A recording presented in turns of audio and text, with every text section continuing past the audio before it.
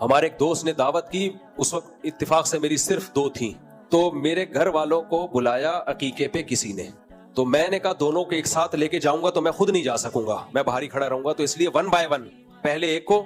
پھر دوسرے گھر والوں کو لے جاؤں میں. تو جب ایک گھر والوں کو میں لے کر گیا ہوں, جیسے میں نے کہا بھائی آدھے گھنٹے بعد میں آ جاؤں گا لینے کے لیے, یا میں وہیں بیٹھا رہا, واللہ مجھے یاد نہیں, بہرحال آدھا گھنٹہ پونا گھنٹہ گزرا, وہ ٹائم پہ گھر والے آ گئے اور میں لے کے چلا آیا. اب دوسرے کو لے کر گیا, دوسرے گھر والوں کو, ان کو وہاں ہو گئی دیر. اب دیر ہو گئی تو مجھے فون کرنا بنتا تھا, بھائی کیا ہو گیا, اتنا ٹائم کیوں ہو گیا. 2-3 دفعہ میں نے فون کر لیا کیونکہ لیٹ بہت ہو رہے تھے, لیٹ نائٹ, رات دیر ہو گئی تھی رات. میں نے ان کو لے آیا, بہرحال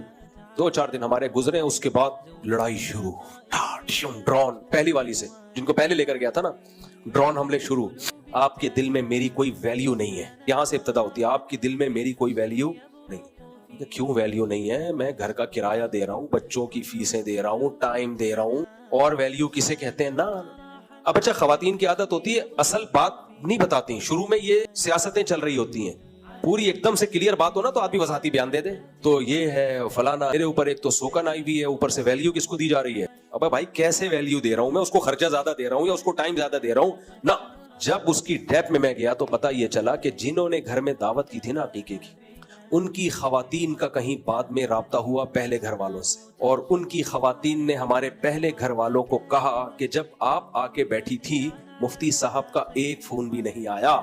جب دوسری آئی تھی کم سے کم 5-6 کالیں کی ہیں, اتنی فکر ہے. میں نے کہا میرا پروگرام اڑ گیا, حالانکہ وہ ضرورت کی بنیاد پہ کی تھی, دیر ہو گئی تھی, تو دیر ہوتی تو ان کو 10 کالیں کر لیتا میں. کیا وضاحتی بیان, میں ٹائم تھوڑا بتاؤں کہ دیکھو اتنے بج کے اتنے منٹ پہ وہ گئے تھے اور لیٹ ہو گیا. بار پھر میں نے ایک پالیسی بنائی, جو لوگ 2-3 شادیاں کرتے ہیں وہ میرے تجربوں سے فائدہ اٹھا, میں نے پالیسی بنائی کہ ایک گھر والے جہاں جائیں گے دوسرے والے وہاں جائیں گے, سب کی دوستیاں الگ الگ خاندانوں سے ہوں گی تاکہ ان کا آپس میں کوئی مواصلاتی رابطہ ہو ہی نہیں.